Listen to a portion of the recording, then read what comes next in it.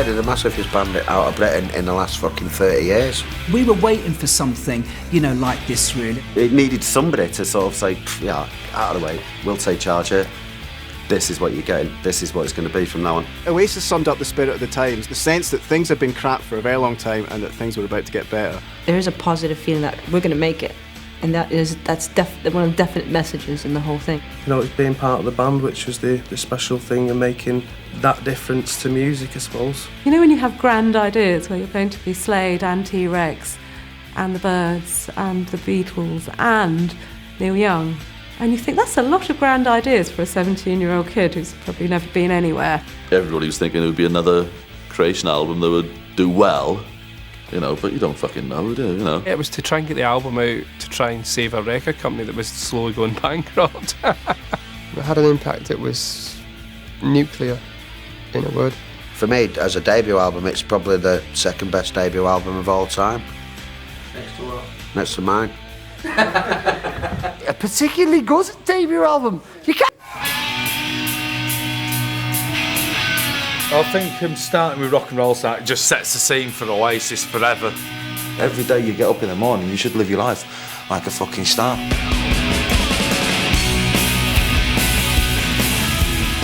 You're young and, you know, you don't have any money and you want to be in a rock and roll band. You know, great pull you in sort of song, really. It says it all, doesn't it? So I'm a rock and roll star. I live my life in the city.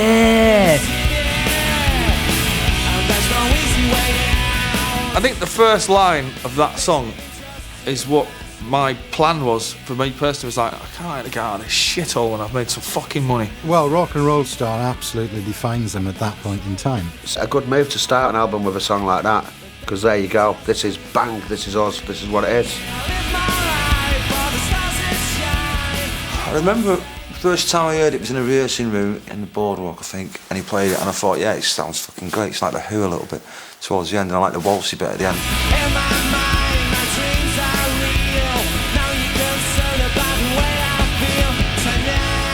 It set the tone for everything, and I think that was Noel's intention. I think Rock and Roll Star is one of the top songs on it. I've actually got a little 8-track version of that I've still kept. You got to sing it like that's what you are, you know? And that's what anyone can be if they want to be. Tonight I'm a rock and roll star, and every night he's a rock and roll star because he's a rock and roll star. And he still means it, man, you know, and it comes across all that stuff.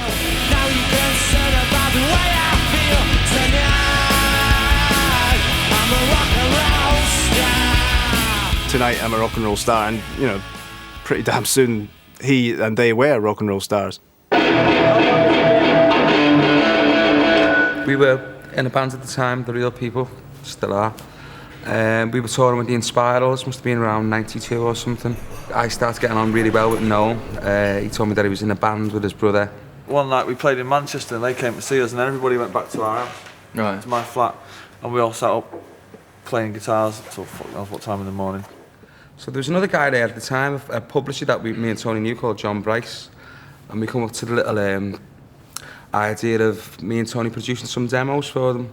It ended up as this, it was the first thing that come out, but we recorded about 13 songs. There was a demo tape that Noel gave me that I think there were only ever about 6 of these cassettes that were handed out. And on that there were 7 songs, if I remember rightly, maybe 8.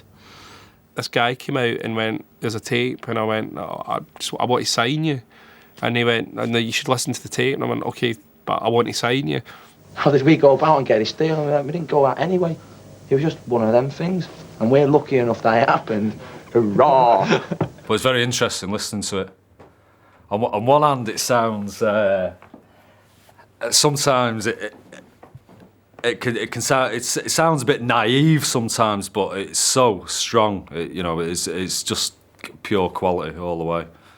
Basically drawing on, you know, all the great rock and roll music from the Beatles through to Slade, through to, you know, the Sex Pistols. We were thinking something's going to happen here with this. It was just the whole thing with Liam looking like a star and his attitude and all that anyway. When we were working together, we weren't saying like, if it happens, we were like, when it happens. Yeah. He's surprised it did better than Supersonic in a way. The sheer gall, even of, you know, ripping off the Coca-Cola song. funkier side thing. I mean, it's 12-bar blues, isn't it? Funnily enough, it sounds like when you hear Supersonic and that together, and they were the first two singles, that, oh, hang on a minute, it's some lunatic who's just writing random nonsense about plasticine and fucking, you know, traffic lights and, you know, My Friend Mr. Soft and all that. And most of that stuff about traffic lights and My Friend Mr. Soft are all from adverts. And Shaker Maker is a toy from the 70s that I used to have, a Shaker Maker. Shake Maker was a piece of piss. It was kind of their best recording. The only thing we did on that was change that verse on the mastering. Shaker Maker to me just reminds me of the Coca-Cola song, because obviously that's the version they always used to sing.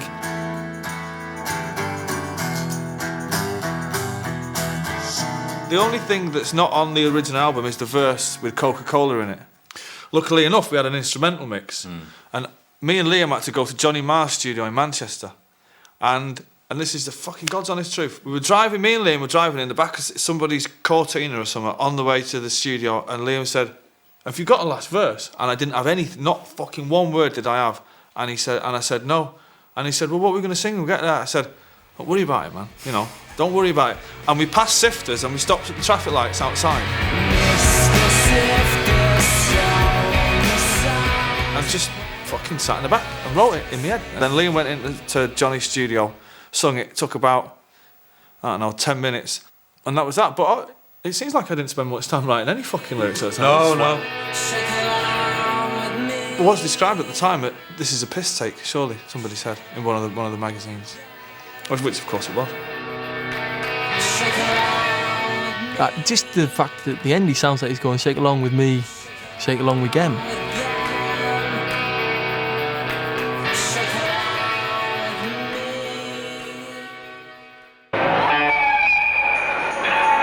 Expectations. Backwards, I wasn't there much in the studio. You know, I don't like hanging out in studios because there's not a lot you can do there as a manager. So I just kind of visit like once a week or something and check and see if everything's okay. You know, they knew that they were very confident about how good the songs were and how good they were. And quite interesting. The Stone Roses were about a mile down the road in Rockfield, which is the other studio in that area. So they began to, you know, bond a little bit with some of the guys out of the Roses when they had some spare time. Yeah, well, it was like probably 2 a.m. or something, and someone's going, "They're going to have booze down there, definitely." So, and we was on mushrooms as well. We'd had a bit of a boil up. So I managed to get the tractor going, tripping my tits off. And proceeded in an easterly direction down to Mono Valley. Got there, I think everyone was in bed. So then went skulking round people's rooms while they were asleep. And I think I've spotted a big nugget of hashish by the side of somebody's bed. And I think I was reaching over to grab it. And they were like, I was just petrified because I think I'd give him this ghost story thing a few days earlier about the ghost of Mono Valley and stuff. In Mono Valley, I think they found it a bit weird because there was separate areas, the way the producer wanted to do it. And it was at that meeting that it was decided that I was going to co-produce the record with the band. Well, I take that back actually, co-produce it with Noel. Well, the whole thing when you're inside, it's a bit like Rain, and it's a bit like Peter Right from that 66 period, the Beatles, 65, 60, which we listened to a fucking shitload. Thrashed it. Revolver, fucking hell, man. We listened to that record all day and all night, every day and every night. Scouse cunts. If you ever listen to Up in the Sky, the old mix of that was far more psychedelic. That was the one with the backwards guitars.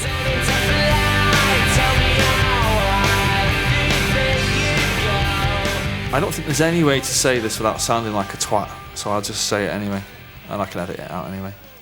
Or overdub someone else's voice on it. Or superimpose our kid's head on top of mine while I say it. But it's actually about, I wouldn't say it's an anti-establishment song, but it's about people, because we were all on the dole at the time and under Conservative rule and that. And it was about establishment figures who didn't really have a clue about how people were living in England at that time and what people had done to the country, you know. And it was quite an angry song to quite a happy tune.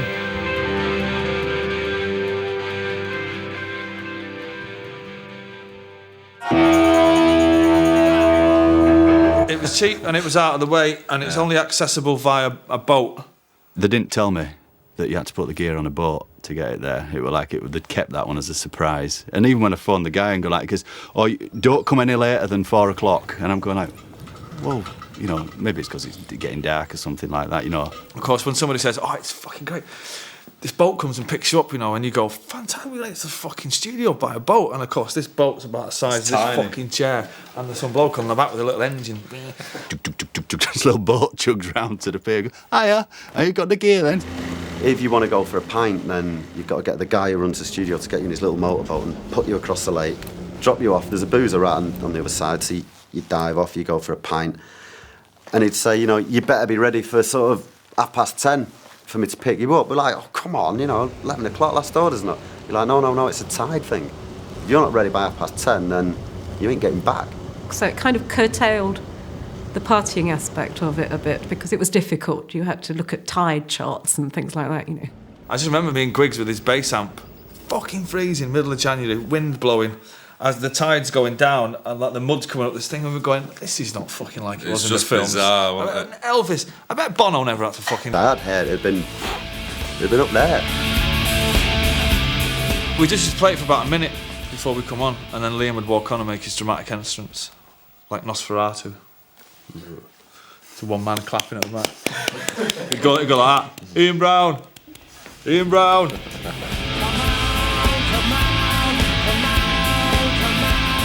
It was an instrumental.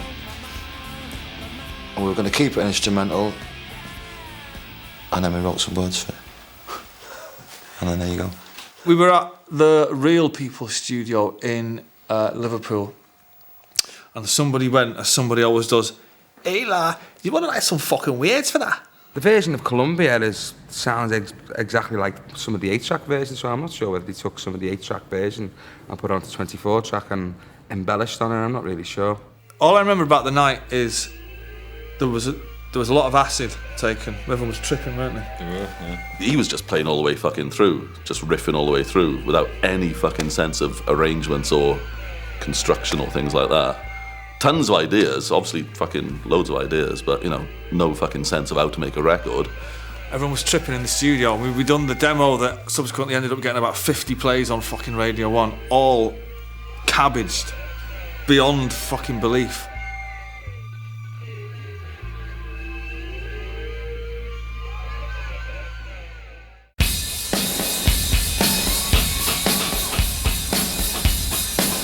If he's now creating his own method called the brick wall method, I'd love him to explain that on camera to me and the fucking box, the brick wall box, because if they're for sale, then I would like one.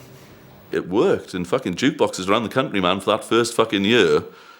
Oasis came on louder than everybody else, and it was fucking fantastic.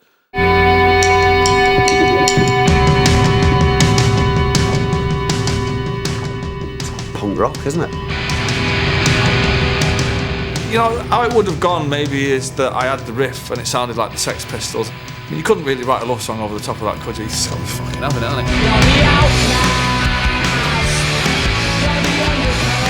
The underclass is maybe thinking about us, really.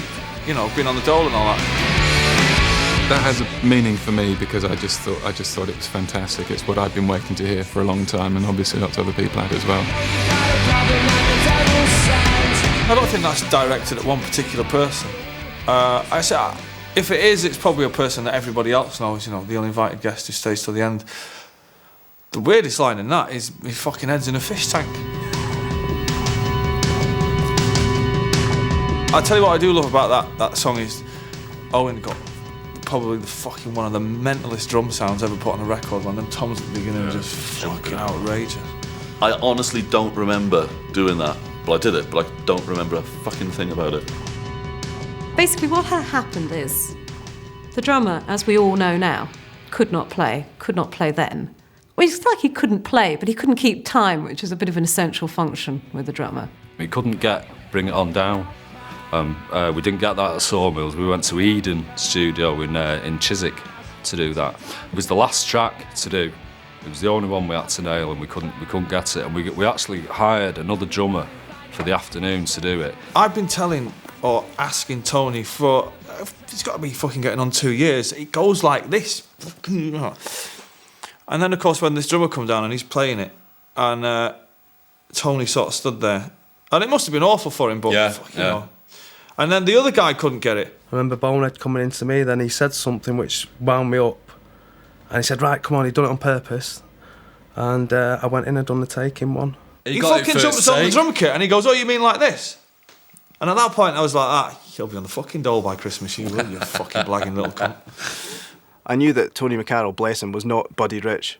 You know, I knew the guy wasn't the greatest drum person to ever pick up 2 sticks. But it didn't matter, because he was exactly right for those songs. He had to go when he had to go, because he could never have made the second record.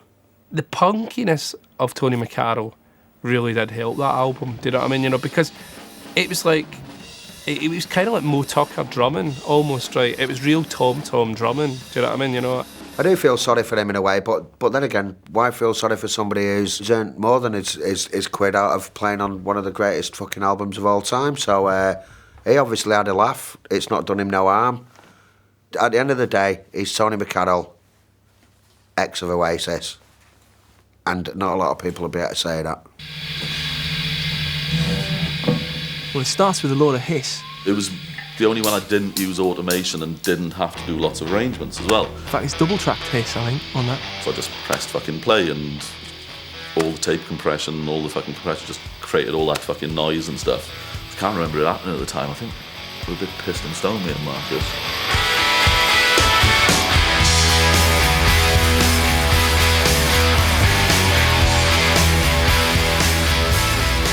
Alan McGee went mental for that when he heard it. He was just going, No egos, do what you want, you know, turn Bonehead up rather than fucking Noel and all this sort of stuff, you know. I like ad-libs and bits that people think, what's that fucking noise? And there's lots of stuff like that on subsequent albums. I don't think there's much of that on Definitely Maybe, apart from the hiss that Owen left on. Did Owen tell you he invented hiss? We were sort of bracing ourselves for a number fucking 35 or something. It went higher in than Live Forever. And I think at that point it was decided that we should fucking strap in the seatbelts. It's going to get fucking wild from here on in.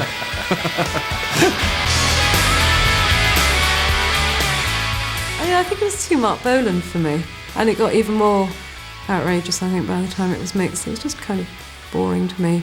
I wouldn't write a song like Cigarettes and Alcohol now, because I think, you can't be ripping off T-Rex, man. It's fucking bang out of order, you know.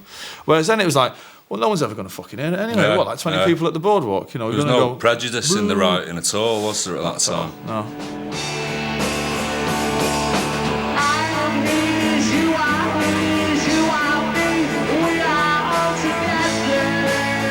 I suppose if there is an influence on the lyric writing around that time, it was the sheer nonsense of I'm the Walrus, you know, because we used to, that was a very fucking big song of ours. Obviously we play it live and still do.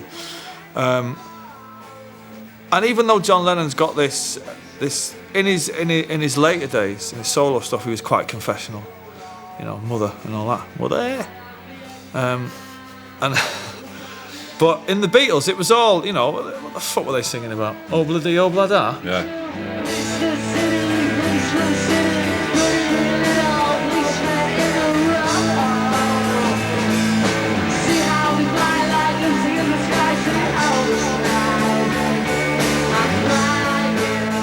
Write an entirely original song, it's not, you know, it's not easy. It's like, do anything, give me a guitar and I'll start strumming D, A and E, and already I've written Peggy Sue or Lola, the Kinks, you know, classics. It's like, well, it's not easy to write a totally original song. There's only that many chords you can do. Put them in any sequence and you can hum something over.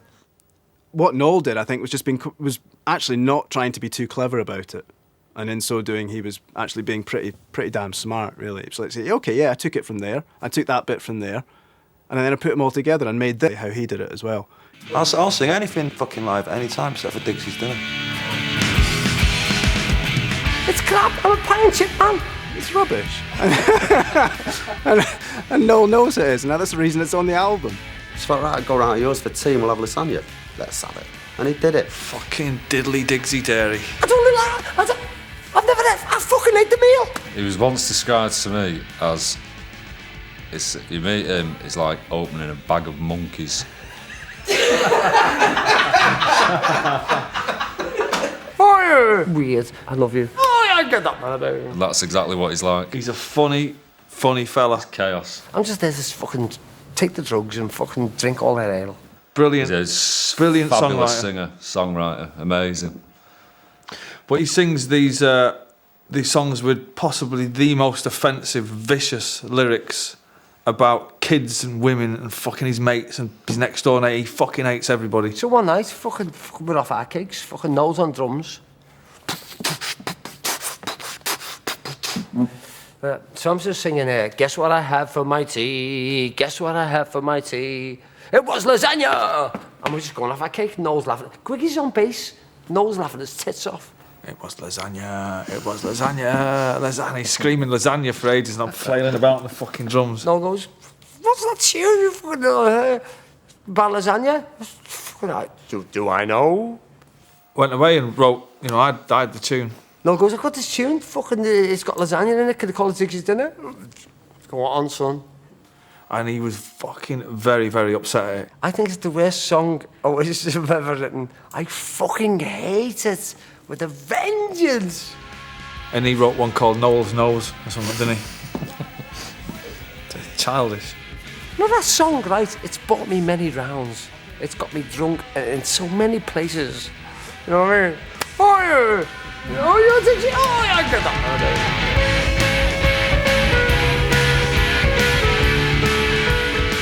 It's got one line in it though that for me just makes the whole song. These could be the best days of our lives. Yeah. No matter what you think about the song, maybe a bit quirky or a little piano solo. Oh, there's a piano in it, yeah. It's just all wiped away with that one line. Is the song for me. I remember reading in the Japanese version of the CD. They have the lyrics printed in Japanese and they have it in their interpretation of them in English. It's what's in for Diggsy's Dinner. Fucking stunning. No, I said, God, who is Diggsy? I was like, do you know what? It's a question he fucking asks himself every morning when he gets up. Oh, it's Dixie, lasagna. Fuck off.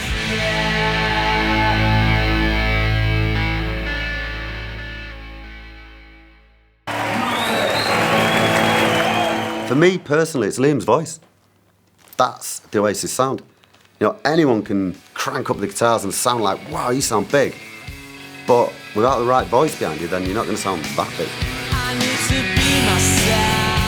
The whole thing about Oasis is when we very first seen him, as I said before, on the first gig he had sunglasses on. When I first met him, he had the same walk.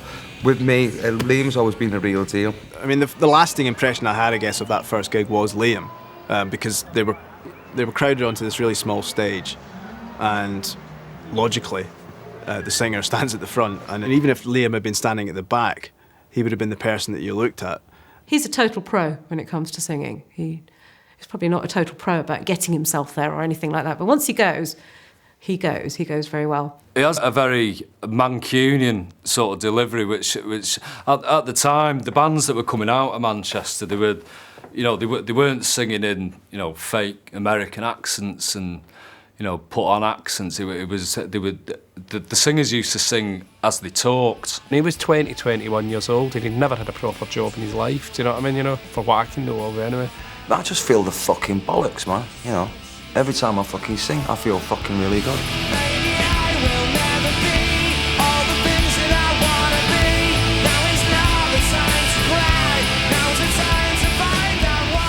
He was very characteristic and distinctive from the off, from the first time I heard him sing, but certainly as the band got more recognition and more fans, he felt more comfortable about going his own way. I was listening to a lot of demos recently from that period, and Liam was his singing's really gentle. It's not at all what it's like, but he developed fast as well. But he started off and he was almost angelic at times. Maybe, I don't really want to know.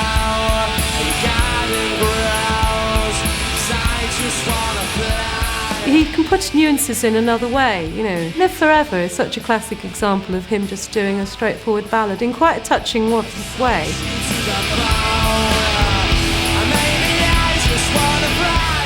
I've never held a microphone in my entire life. It feels weird. It doesn't feel comfortable. I've always either leaned on it or with my hands behind my back. And the reason I do that is because I get more power out of the singing. If I held it like that, I'd feel like a bit of a fucking, I don't know, a bit weird. I think he's always had it sort of just slouching and looking up and the way he does, yeah. Again, that immediately struck me from the outset. Well, the reason he's not moving is because he doesn't have to, or he believes he doesn't have to. The way that he's singing is so physical, you know, he's just wrenching. And, of course, now he's fucking does it on everything. Oh, yeah. Even when he's talking to you. Yeah. We're going out for a pint. I think he's a pretty unique singer, really, in rock and roll terms. You know, he was one of the rock voices of the last sort of 10, 20 years. He has no fear. If he's got to go from this note to that note, he'll go from this note to that note. It's the sign of a great album when it's got an album track that wasn't a single that everyone goes on about. That's like, you've always got to have one of them for the fans. Apparently they'd done it. I don't know whether that was part of the album sessions, but I've heard that that was the vocal, and they had to kind of build stuff around it. Or, you know, when you're trying to get a track right, it was like, well, that's a keeper, you know, and it is. It's amazing.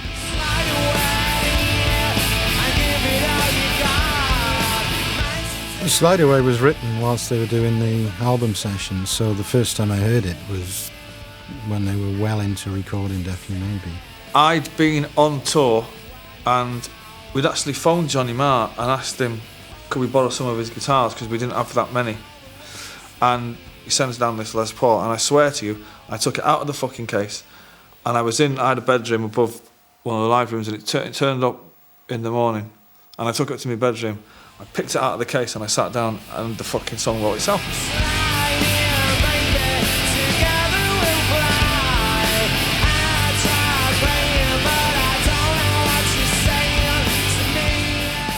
Best ever vocal delivery I think that Liam's ever got in his life. Fantastic vocal. Amazing. Like, means it. It's a good tune, man. I like singing it, you know.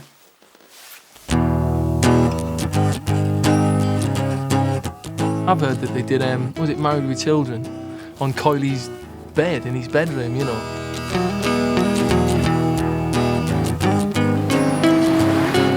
Well, the equipment was appalling, wasn't it? You know, it wasn't even a 4 out track. of 8 tracks, you know, 3 weren't working. It was, you know, it was that time to settle. There's no need for you to say you're sorry. Goodbye, I'm going home. I think the whole vibe of the song would have been lost if you tried to recreate it in a posh 24-track studio. You know, the whole spirit of the song. It works. And when it works, it's charming, and when it's charming, it goes on the record. You know? If it's about anything, it's about your girlfriend, not mine, but you know, about people's girlfriends. But just the sound that he got out of that guitar, it's like, well, what's that? What's the guitar you're playing? What's the acoustic? The guitar that's actually played on, the Gretsch Country Gent, actually is a Stone Roses guitar that used to belong. It's John's Country Gent that was round at your house. Hey, it's great how they got this really dry sound. It's probably because he's got a fluffy duvet or something, you know. Because Liam was on he was on the turn with his vocal at that point as well, with you saying it's quite a sweet vocal. Well, he used to have a really sweet voice. I remember everyone downstairs playing Frustration, and we were going up the stairs to record this song, and we sat on his bed and recorded it. It was done pretty quick. It took us about half an hour. And it will be nice. And it's great to have something on the album that is a link between when they were demoing with Coyley and the finished album.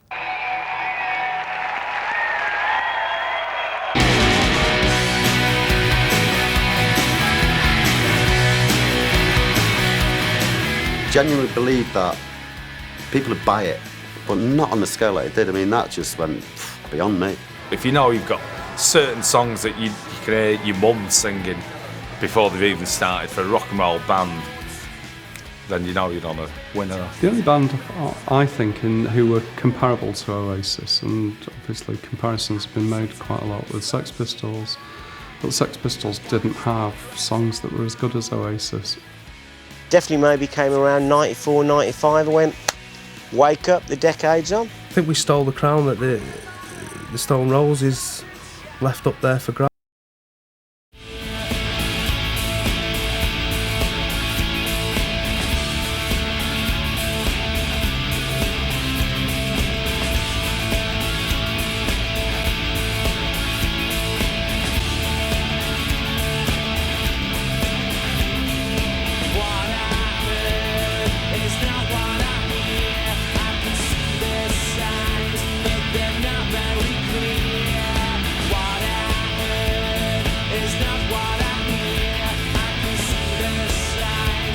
They're not